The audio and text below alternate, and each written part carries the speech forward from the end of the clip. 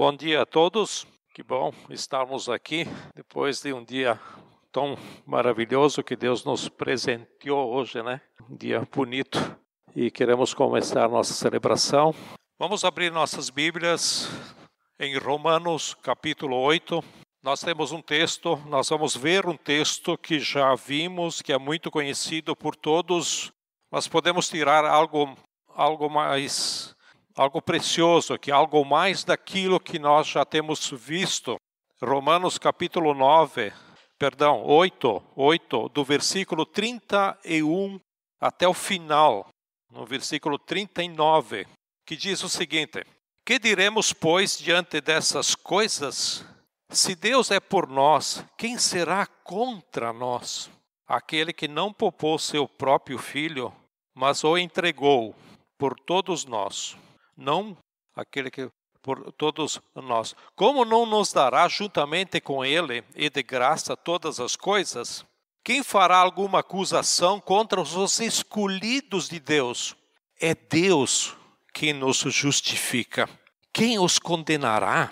Foi Cristo Jesus que morreu e mais, que ressuscitou e está à direita de Deus e também intercede por nós. Quem nos separará do amor de Cristo? Será tribulação, ou angústia, ou perseguição, ou fome, ou nudez, ou perigo, ou espada? Como está escrito: por amor de ti enfrentamos a morte todos os dias. Somos considerados como ovelhas destinadas ao matadouro. Mas em todas essas coisas somos mais que vencedores por meio daquele que nos amou. Pois estou convencido de que nem morte, nem vida, nem anjos, nem demônios, nem o presente, nem o futuro, nem quaisquer poderes, nem altura, nem profundidade, nem qualquer outra coisa na criação será capaz de nos separar do amor de Deus que está em Cristo Jesus, nosso Senhor. Querido Deus, nós queremos que o Senhor nos fale, nos revele através da Tua palavra aquilo que o Senhor quer nos falar neste dia a respeito desse texto, em nome de Jesus. Amém? Esse texto que acabamos de ler começa com uma pergunta que vocês viram ali, né? Que diremos, pois, diante dessas coisas? Aí você pode perguntar, mas que essas coisas? São as coisas que Paulo vem falando nessa carta aos Romanos. Ele começa desde lá do capítulo 1, 2, 3 e chega até no capítulo 8, aqui, né? Por isso que tem essa pergunta. Que diremos, pois, diante dessas coisas? Então, o que Paulo estaria falando? Eu vou tirar alguma coisinha daqui, tá? Por exemplo, no capítulo 1 fala que nós estamos afastados de Deus por causa do nosso pecado. Por isso estamos debaixo da ira de Deus. E, por exemplo, que você está anotando, pois quer ler em casa, capítulo 1, versículo 18, não precisa ler, não precisa abrir, mas aí está. A ira de Deus é revelada dos céus contra toda a impiedade e injustiça dos homens que retêm a verdade pela injustiça. Um outro ponto que ele está dizendo é que a lei nos condena e não há como sermos justos diante de Deus em cumprir a lei. Nós já vimos isso em outros estudos, quando nós falamos sobre a graça e a lei. Mas aqui ele fala isso, né? Outro ponto que está falando de que somos escravos do pecado. Essa força dentro de nós que nos arrasta para o mal, onde o bem que queremos fazer não fazemos e o mal que nós não queremos fazer, esse nós fazemos. Também fala da morte espiritual, onde o salário do pecado é a morte. Outro ponto, entre outros, né, fala das aflições no tempo presente. Capítulo 8, versículo 18, se você está anotando, aí fala isso, né? E também fala do peso da culpa que carregamos das vozes acusadoras da nossa consciência e até o que vem de fora quando nos apontam o dedo contra nós. Então, essas são algumas realidades que a carta de Romanos nos apresenta contra nós. E se você pegar esses capítulos do 1 até o 8, você estuda, você vai ver que tem muito mais coisas. Eu trouxe apenas algumas para nós termos uma ideia. E é por isso essa pergunta do versículo 31 do capítulo 8, que diremos diante dessas coisas? E diante dessa pergunta, Paulo diz, temos algumas coisas a dizer. E não é pouca coisa que Paulo tem a dizer nesses versículos, nesses 9 versículos que nós lemos de 31 até 39 do capítulo 8. São pelo menos, eu vou separar aqui pelo menos 10 coisas que o apóstolo Paulo nos fala. A primeira coisa a dizer está no próprio versículo 31. Diz que Deus é por nós. Quando fala que Deus não pode tolerar o mal, a reação de Deus, a sua ira contra o mal e o malvado, ou seja, contra nós, porque realmente somos maus, somos merecedores da ira de Deus. Mas Paulo diz, não é assim. Deus é por nós. Qualquer visão de um Deus punitivo, de um Deus que pune, de um Deus irado, de um Deus estraga prazeres, Paulo diz, Deus não está contra nós.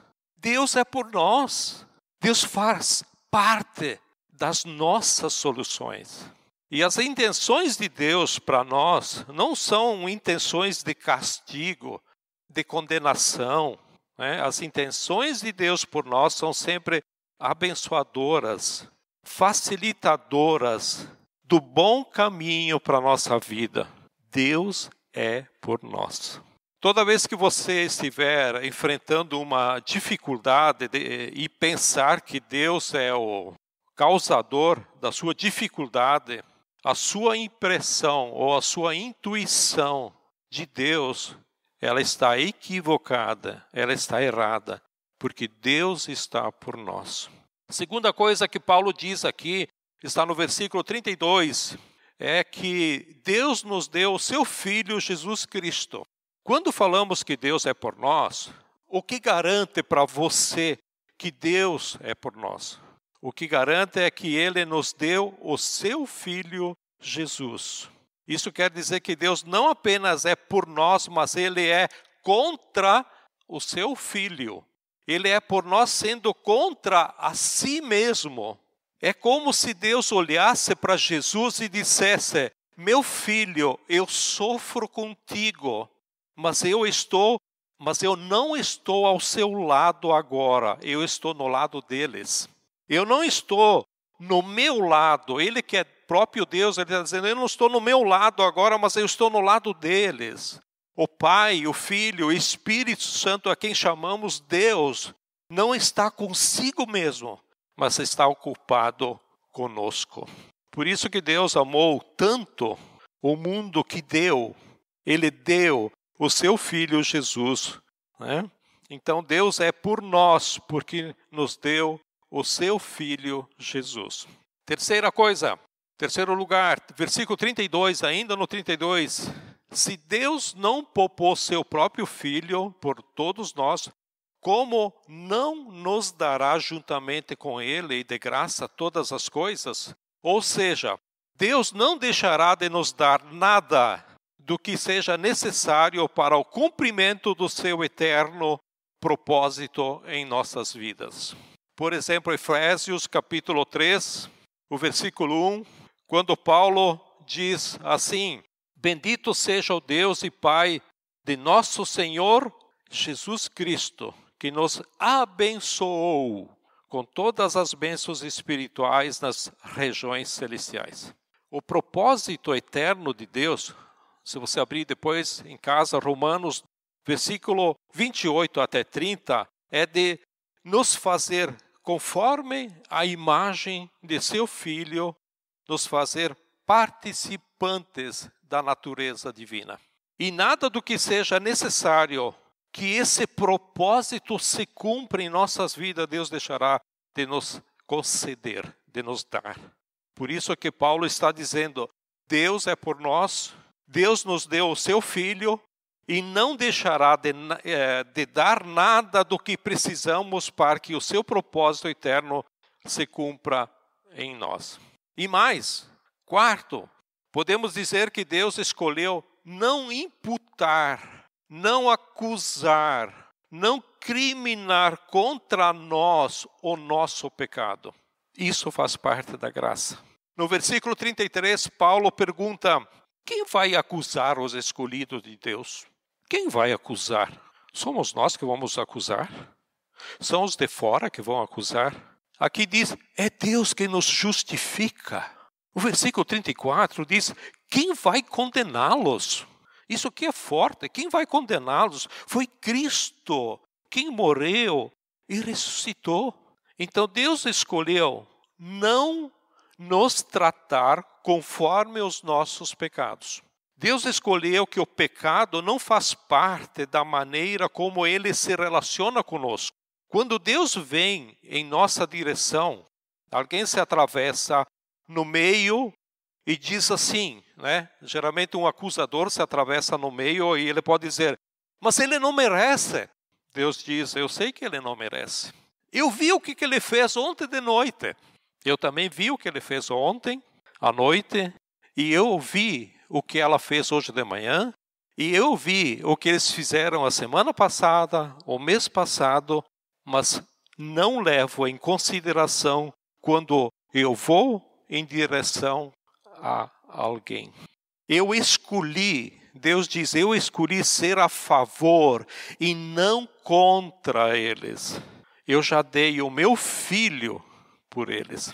E o meu filho já os incluiu na sua morte, na sua ressurreição, que é a quinta coisa que nós vamos ver aqui, o quinto item, né? Que temos diante da pergunta, o que temos a dizer? Então, que Jesus Cristo morreu e ressuscitou em nosso favor, por todos nós, por todos nós. Quer dizer, no lugar de todos nós e em nosso favor, Jesus morreu e ressuscitou por nós. Tudo o que deveríamos ter recebido como castigo da indignação, da ira de Deus contra a nossa maldade, Deus, ele entregou sobre Jesus. Por isso que o castigo que nos traz a paz estava sobre ele. Ele, Jesus, na cruz do Calvário. Isso é o que ensina a Bíblia. Quando Jesus ressuscita dos mortos, ele também nos traz para a vida. Isso quer dizer que Deus nos incluiu em Cristo Jesus. Ou seja, Deus já resolveu que não vai mais nos tratar conforme o pecado e a minha maldade. Isso é a obra da graça de Deus. Isso é a bondade de Deus. Deus já decidiu que vai me dar tudo o que preciso para que eu vença a morte. E tem mais. Sexto ponto. Paulo diz que Jesus Cristo intercede por nós. Jesus intercede por nós. Não quer dizer que Deus quer acabar conosco. Ele está lá com uma ira, né, quer acabar conosco. Ele está bravo com nós. Tem que tirar o emprego de vocês, tá? Tem que dar um câncer em vocês, o seu filho tem que morrer atropelado, ok? Né? Jesus, então, intercede, não é um Jesus que suplica, que implora com um Deus irado que ele deseja essa maldade contra nós. Até porque Paulo, ele acabou de dizer que Deus é por nós. Deus é por nós. Então, o que significa Jesus intercessor por nós? Significa que ele é mediador, ou seja, tudo que Deus nos dá passa por Jesus. E tudo o que fazemos em direção a Deus também passa por Jesus. Então são dois caminhos. Tudo que Deus nos dá passa por Jesus, e de nós para Deus também passa por Jesus. 1 Timóteo capítulo 2, tá? Está aí na tela, diz assim: pois há um só Deus e um só mediador entre Deus e os homens, Jesus Cristo, o homem. E Jesus não está dizendo eu sou um dos caminhos, eu sou um dos mediadores. Pois há um só Deus e um só mediador. E está falando quem é aqui? O próprio Jesus.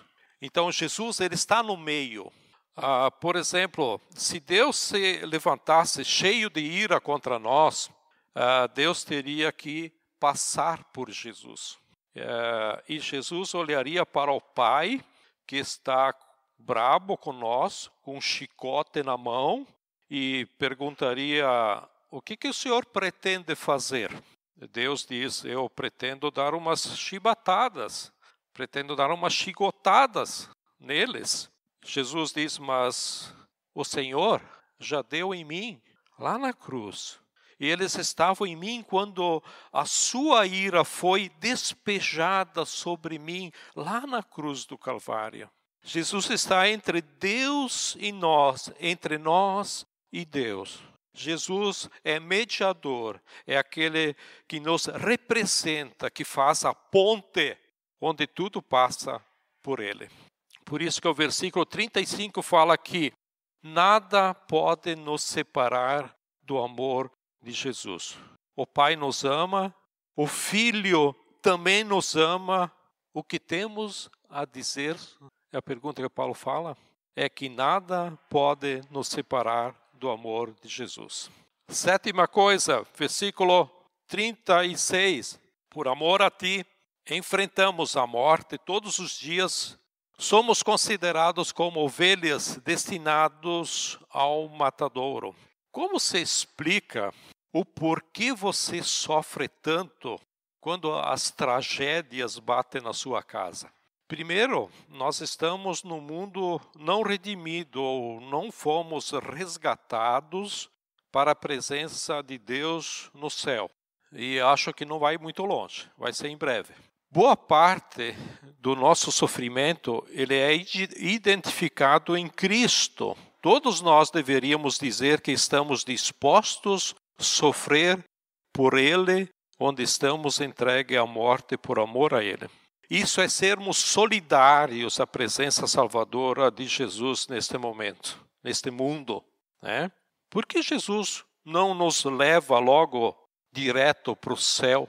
Provavelmente é porque Ele tem intenções para nós, nos propósitos eternos, onde a intenção de Deus ainda não chegou o seu tempo.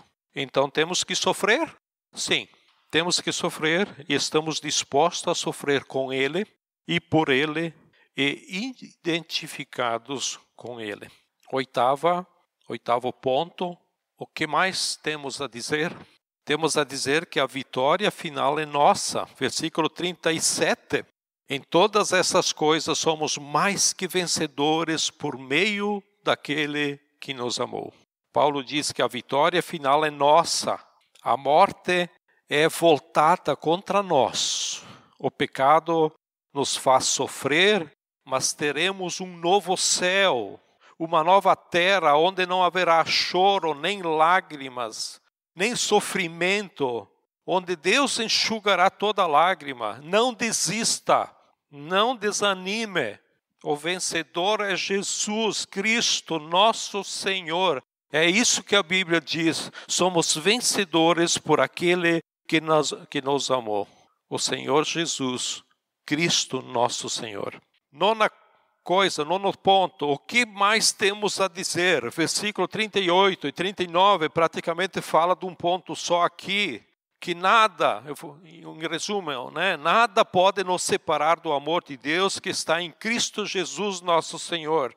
Nem morte, nem vida, nem passado, nem presente, nem anjos, nem demônios, nem qualquer outra criatura que você possa imaginar ou situação, nada pode nos separar do amor de Deus que está revelado em Cristo Jesus. nem mesmo o nosso pecado. Nem mesmo o nosso pecado, porque Cristo morreu por todos nós. Toda a raça humana é identificada com Adão na sua queda. Mas toda a raça humana tem a condição de ser identificada com Jesus na sua morte e ressurreição. O amor de Deus está posto, está declarado sobre nós, revelado para nós, né? Concretizado em nosso favor. Nada pode nos separar do amor de Deus. 10º ponto, veja que interessante, né? 1 João, capítulo 4, versículo 18, diz o seguinte: no amor não há medo. Ao contrário, o perfeito amor lança fora ou expulsa o medo, porque o medo supõe castigo. Agora, você pode perguntar, mas medo do quê? Do coronavírus?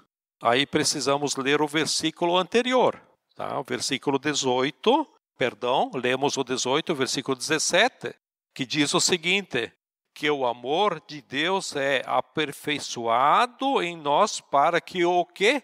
O dia do juízo. Tenhamos o quê? Medo? Não, tenhamos confiança. Ou seja, o dia do juízo, não tenhamos medo. Eu já falei aqui, você sabe, eu não estou fazendo isso agora por causa dessa situação. Eu tenho visitado o hospital e ver as pessoas no leito, não é o medo delas não é de morrer. O medo delas é saber para onde elas vão. E a questão é aqui, o que vem depois? Né? O que vem depois? Por que não temos medo? Porque Deus é por nós. Por que não temos medo do dia do juízo? Porque Deus nos deu o seu Filho Jesus. Jesus nos incluiu na sua morte e ressurreição. Por que não temos medo no dia do juízo? Porque Deus nos prometeu, se Ele nos deu o seu Filho, nos dará também com o Filho todas as coisas necessárias para que o seu propósito eterno se cumpra em nós. Porque Jesus intercede por nós. Porque nada pode nos separar do amor de Jesus, do amor do Pai. Porque não temos medo do dia do juízo? Porque sabemos que no final a vitória é nossa. Porque em todas as coisas somos mais que vencedores naquele que nos amou. Para quem gosta de ler, existe um livro chamado Coragem de Ser. Talvez você encontre nas livrarias, no sebo, mas você pode de repente baixar pela internet. E a ideia que do sebo, porque é um livro um pouco antigo, mas ainda está por aí, tá? A ideia que ele explica que o não ser assombra o ser através do sofrimento. O sofrimento que é possível e inevitável ao ser humano, o não ser traz o sofrimento para a gente se acovardar, se encolher, e a gente vai ir diminuindo até que a gente se torne um não ser. A gente se torna um nada na existência. E esse escritor fala e ele pergunta por que o sofrimento nos incomoda tanto?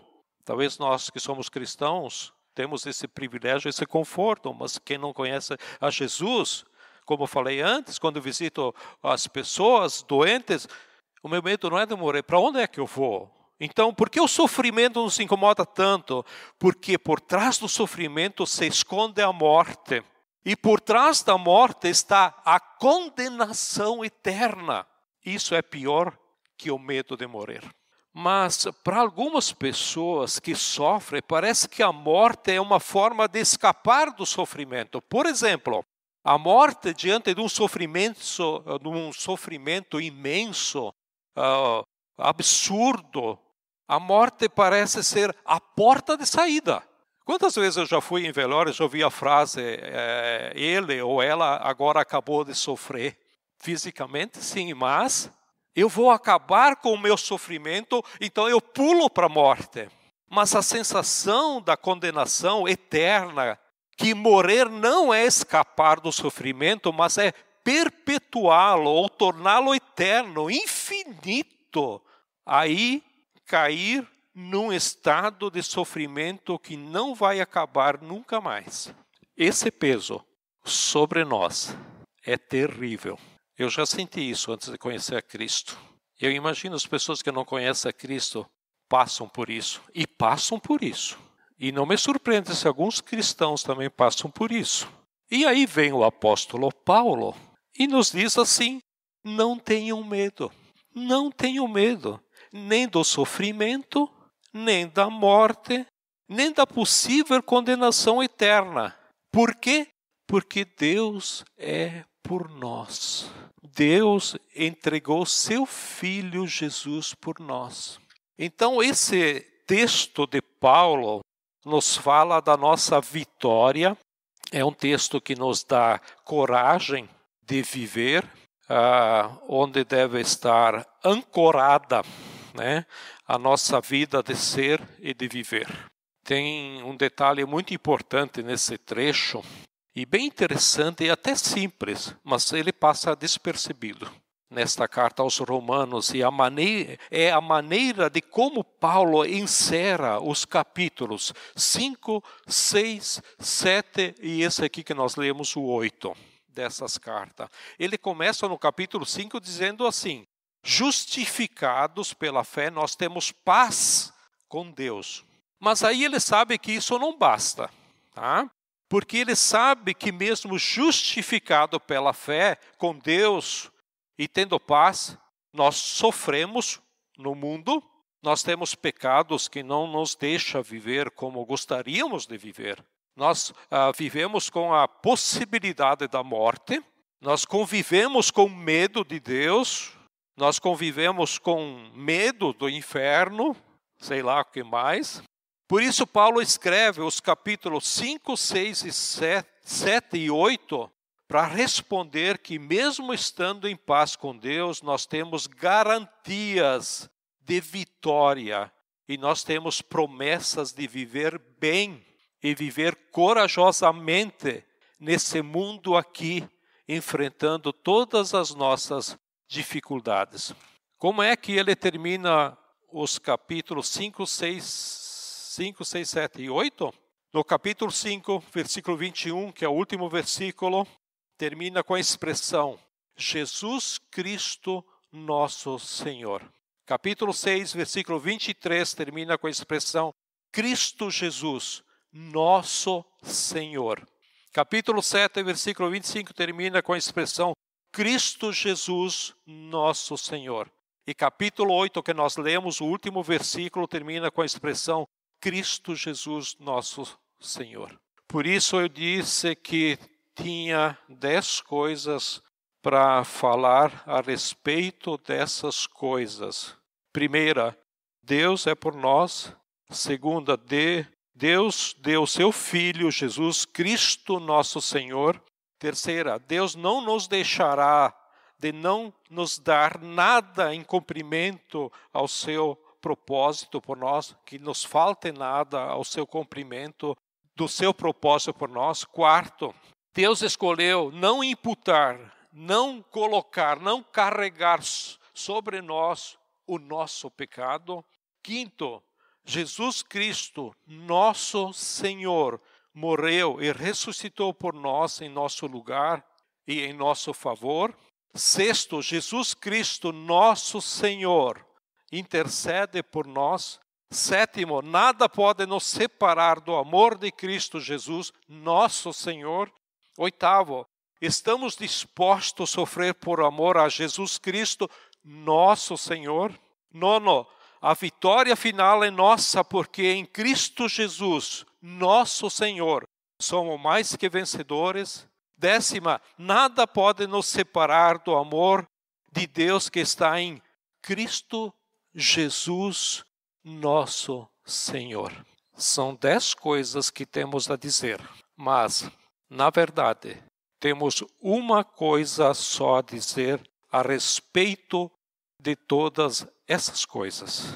a respeito de todas essas coisas, nós dizemos Cristo Jesus, nosso Senhor. É repetitivo isso? Você percebeu por que isso? Talvez você tenha Jesus Cristo, meu Salvador, e Ele nunca é seu Senhor. É isso que o apóstolo Paulo termina as cartas dizendo. Vários versículos que eu falei antes, que passou até alguns na tela, eu usei a expressão Jesus Cristo, nosso Senhor. Jesus Cristo, Ele é o nosso Senhor? Ou Ele só faz parte na nossa vida por ser Salvador, para me salvar dos pecados, para mim não ir no inferno? Você sabia que você é mau? Jesus Cristo, nosso Senhor. Você sabia que Deus está irado com você? Quem te defende? Jesus Cristo, nosso Senhor. Você sabia que você vai morrer? Quem é que vai te defender? Jesus Cristo, nosso Senhor. Você sabia que o mundo não é bom e você pode sofrer muito na vida?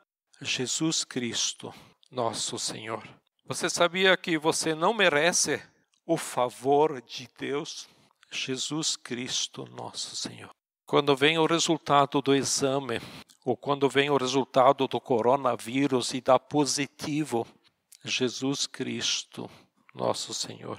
A partir de hoje, você chega no emprego, na sua empresa, o patrão diz, chama você no escritório, a partir de hoje você está dispensado, você pode procurar um novo emprego e você está livre na nossa empresa, ou seja, você está desempregado.